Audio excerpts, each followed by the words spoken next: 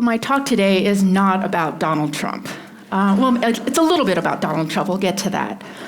Really, what I want to talk about today is seeking out discomfort, conquering your fears, linguini.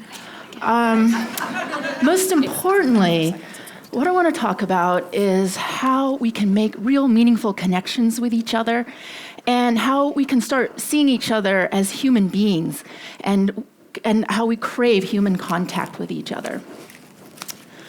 So right after the election, I was too busy to really be depressed and mopey about it like all of my friends.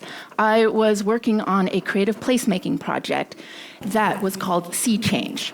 And during the week after the election, I had to produce and install this giant art installation.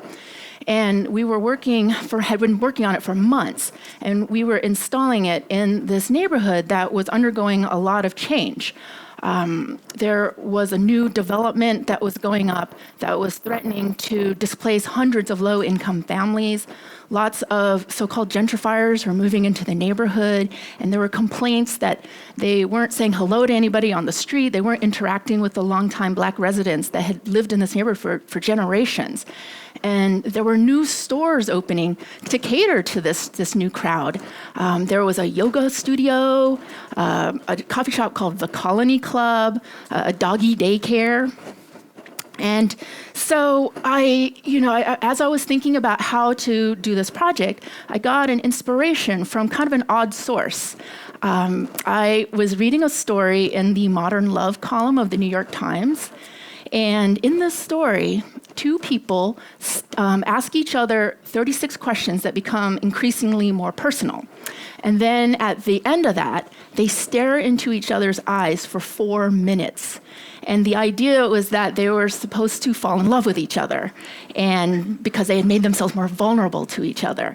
I mean, I don't know about you, but I can't even think about staring somebody for 10 seconds. Like that just sounded horrifying to me.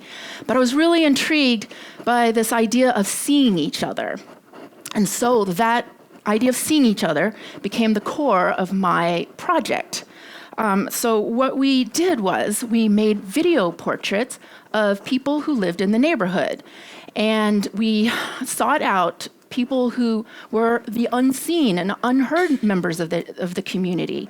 The ones who, if they went to a community meeting, they weren't the loudest ones. And you know about those people who are always the loudest ones at those meetings. And in fact, some of them even told me that they didn't even bother going to those meetings because nobody was listening to them anyway. So we made these video portraits of their faces, and I wanted to use video instead of still photography because I felt like, it made their faces more dynamic and alive. You can see people's eyes blinking, you can see their hair blowing in the wind. We projected these videos into vacant storefront windows and buildings along the main thoroughfare of this neighborhood. My thought, and they were projected at nighttime, so you could see them, obviously. And so my idea was to give life and give light to these dark spaces in this rapidly changing neighborhood. It was an amazing experience to watch pedestrians walking down the street, and they would just stop and stare and just gaze into the eyes of these people. And cars would literally pull over and just sit there with the car running, just looking at the faces. In conjunction with the video portion of the project, I organized several gatherings of people in the neighborhood. I organized different things so that people could have different ways of interacting with each other. And it was, really important to be able to give people an opportunity to actually talk to each other once they saw each other's faces. So during this whole process, I met a man named Buddy Moore. He became very instrumental in the success of this project. He's a 78-year-old Black man who has lived in this neighborhood almost his entire life. And we became kind of unlikely friends. And he became sort of my ambassador to the neighborhood.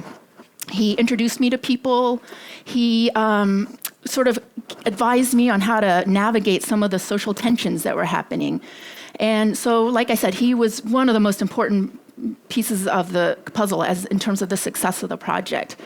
At one of the gatherings where we were both at, he told this incredible, stunning story about how his parents had moved their small family from South Carolina to DC when he was only 2 years old. He had two brothers, and he said the reason was because his parents were afraid that their sons would be lynched in South Carolina.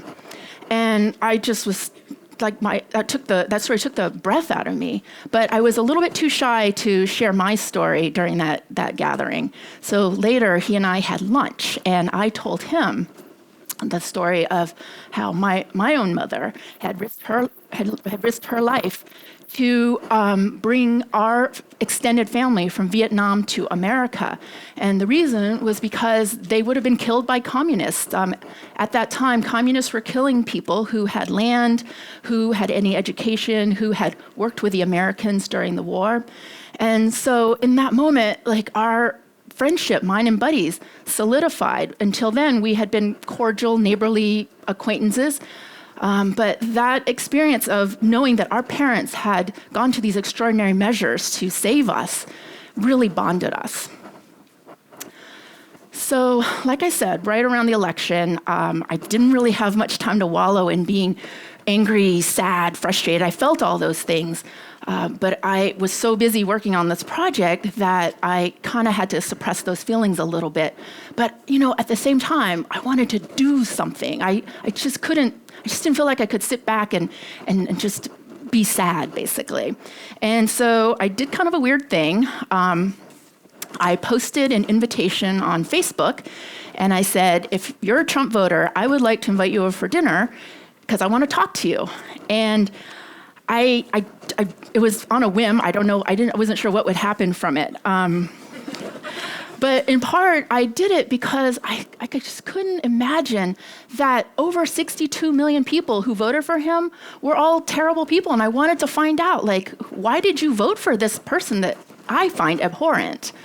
I had read lots of books and articles about, the white working class voter, all of that.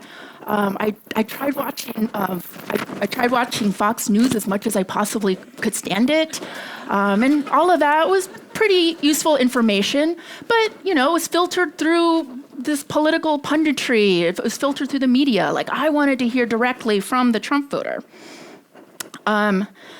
Partially because I was curious, but mostly because I just felt like this country was tearing apart.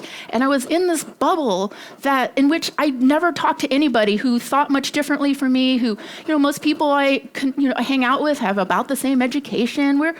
So I just wanted to find out what the other side thought.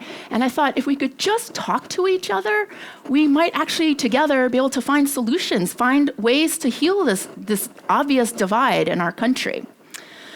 I decided to invite people for dinner in particular because I thought, well, maybe they'll be less likely to insult me if I cook dinner for them.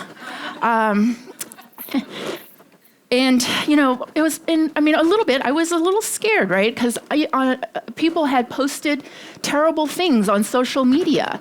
And, they had called me stupid and naive. And those are like the nice things that they said.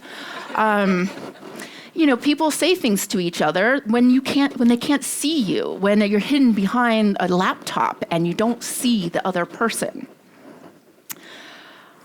I believed that Donald Trump is despicable, no question. I made no secret of that. But I just had this feeling in my gut that, not all the people who voted for him were despicable. There were some people in my own family who voted for Trump, as I'm sure some of you have that too. And my mother, who is a refugee, voted for Trump, and you'd think she'd have more sympathy for refugees, but no. And part of the reason is because she's Vietnamese. Vietnamese people hate China. They don't like the growing influence of China, not only in Southeast Asia, but in the world. And so at the time, she believed that Trump would keep China in check, and that's why she voted for him. And I don't think my mother is despicable. I have a Bolivian friend who at her Spanish-speaking church, the pastor told the parishioners to vote for Donald Trump. And a lot of these people who go to this church, she said, are undocumented. And the reason is because they don't believe in abortion, and so they should never vote for abortion rights. And my Bolivian, she did not vote for Trump, but she said, these people are not despicable people. I believe her. I also have a white middle-aged man friend who, that's not what that sounds like. He told me the story of how his mother had been held in a Soviet prison for 10 years. And when she was finally let go, she came to America. And this guy voted, his mother, so this is his mother. He voted for Trump. And when I asked him about the Russian interference in our election, about Putin, he's like, no problem. I have a small business, and that's what matters to me, and I think Trump is good for business. He's a great guy, not despicable. So it was very confusing, and I wanted to find out why these nice, likable people could vote for such a terrible person.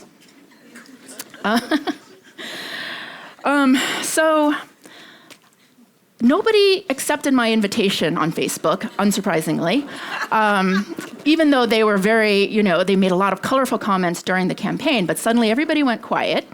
And I didn't have any Trump voting friends or acquaintances in my circle, at least none that I knew of. I finally found one, though. It was the coworker of a friend of a friend. And she introduced me. And at first, this woman was kind of reluctant. I think she might have thought I was maybe laying a trap for her or something, like maybe I was going to pin her down and make her watch Michael Moore movies. And so I was like, no, we're here. I'm not going to persuade you to my viewpoint. I'm not going to let anybody do any name calling during dinner. I just want to listen, talk, and hear what you have to say. And so she agreed, and so because I didn't know any other Trump voters, she brought her libertarian boyfriend and her across-the-hall neighbor. So I was digging deep to get guests at the table. And then I invited two liberal friends who kind of balanced out the table. I wanted to make sure it was even so that nobody thought we were ganging up on anybody. And it was amazing. I should tell you, I thought through the menu. It was a red and blue menu. I had blue corn chips and red salsa. I made a blue cheese sauce and put it on this pasta that I found that was red. It had been tinted with beet juice. And then for dessert, I made a blueberry and cherry crisp, which was delicious, although it did turn into a symbolic purple goo by the end of the meal. So when the guests arrive, we just started talking about politics from the second they got there until the last person left. And, it was fine, but I just felt like I felt like the things that I really remembered about people was not about what positions they held politically. What I remember were sort of the things that made them more human to me. For example, the woman who voted for Trump, she basically said, I want to keep more of my money, so I'm voting for tax policy, basically. But she told a story about her Syrian grandmother who had immigrated to America, and I thought, well, that's strange, but interesting about you. The one guy, one of his main reasons for voting for Trump was because he really wanted to repeal Obamacare. But he told the story of how he had traveled all over the world. He'd lived in many countries, in Hong Kong for 5 years, and he talked about how much he loved learning about different cultures, especially for a guy who had grown up as a self-professed redneck in South Carolina. So again, I was just floored. I liked these people. I couldn't figure out why these very likable people voted for this terrible person. And, I guess I kind of started thinking maybe we shouldn't be labeling all of them as racist, xenophobic, ignorant bigots. I also started to think, I wonder if these dinners just aren't really about politics after all. For the next dinner, because I really wanted to get to know people, I wanted us to get to know each other more, I instituted a ban on political conversation for 30 minutes when everybody got there. We talked about movies that we had seen, places we had traveled. I mean, it was like a bad first date. So at the end of the 30 minutes, I pulled out this baguette and I made everybody put their hand on it and promised to be respectful to each other and have, civil discourse, and then we tore the bread apart. I'm very into symbolism, and I'm very cheesy like that. So the conversation was going okay. Again, polite, civilized, and then we kind of started veering off into not uncharted territory. Like we started talking about rehashing Benghazi. Then there was this debate about, well, was Japanese internment really so bad? I wished I'd had that baguette again to bludgeon some of these people. I also realized saving America one dinner party at a time was not going to be easy. The next dinner party, or not the next, the subsequent one, because I've done several of these, a subsequent one took place in rural Ohio. I had felt safe inviting people to my home in D.C. I mean, 94% of the people voted for Clinton in D.C., and so I felt pretty good about that. And I thought, going to Ohio was going to sort of test this theory that, whether all Trump voters are racist, sexist, ignorant, xenophobic bigots. I was thinking, I'm going to find some of those people when I go to Ohio. So I flew into Columbus, I rent a car, and I drive north into Trump land. And I pulled over at a rest area to have a little bathroom break. And when I got out of the car, I was kind of looking around at all of the people, and I thought, ooh, I wonder if any of these people think I should just go back to where I came from. So I was a little reticent. And then maybe a little further down the road, I stopped at a gas station, and I went in to buy a snack, and I found myself being really quiet and unassuming and extra polite. I realized that some habits die hard. I'd grown up in the South, where I was the only Asian-looking kid in my community other than my little brother. And I had learned to make myself invisible, because if people see you, they might make fun of you. They might call you terrible names. And so I found myself doing that in Ohio, because I was suddenly feeling like, oh, look at all the white people here and all the potential Trump voters. So I arrived, and I decided I wanted to try something new, experiment with a different way of trying to deepen our connections before we started talking about politics. So what I did was I paired up everybody, a liberal with a conservative, and I instructed everyone to tell a story about when they felt like they were their best selves. And we just kept talking and talking, and I got paired up with this woman who told me that she really loved German history. And I said, oh, tell me about that. And she said, well, I'm especially interested in Nazi history. And I gasped. But I kept my cool, and we just kept talking, and we just kept telling stories about ourselves to each other. And it was just really amazing. And I had allotted 15 minutes for that portion of the evening. We ended up, all the pairs of people, we ended up talking for almost 45 minutes, because once we started telling the stories, we just wanted to know more about each other. Telling the stories seemed to make ourselves more human to each other. And it was at that dinner when I finally realized that maybe it was possible to heal the political divide in our country, one conversation at a time. So people often ask me, what did you learn? What did they say? It's sort of like I went to the zoo, or I did some anthropological survey, and I just somehow discovered something amazing, that the one thing that was going to make it all make sense or unite all of us. And I wish I could tell you that I have the answer to that. There is no one thing. What I found out was that we all have this urge to connect with each other. I made no secret of my disdain for Donald Trump, and yet Trump voters came to my house for dinner. I thought that was amazing. We crave human contact. I think that once we start having actual meaningful conversations with each other, we start seeing each other as human beings.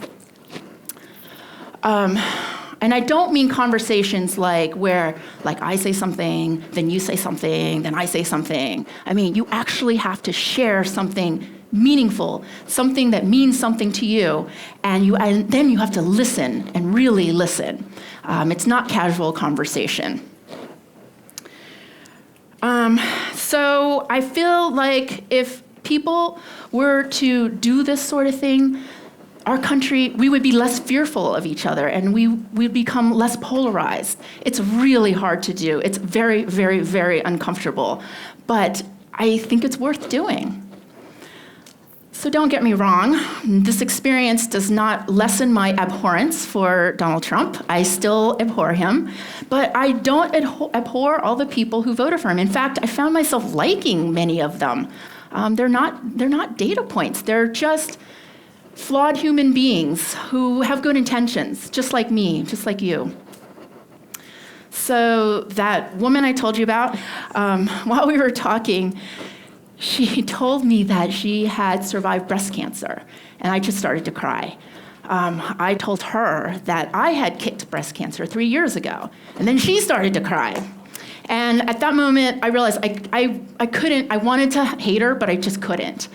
And we just saw each other, and we realized that it wasn't going to be politics that bound us together. It was our shared experiences that made us see each other as humans, made us visible to each other. And that's what's going to heal the political divide in our country. Thank you.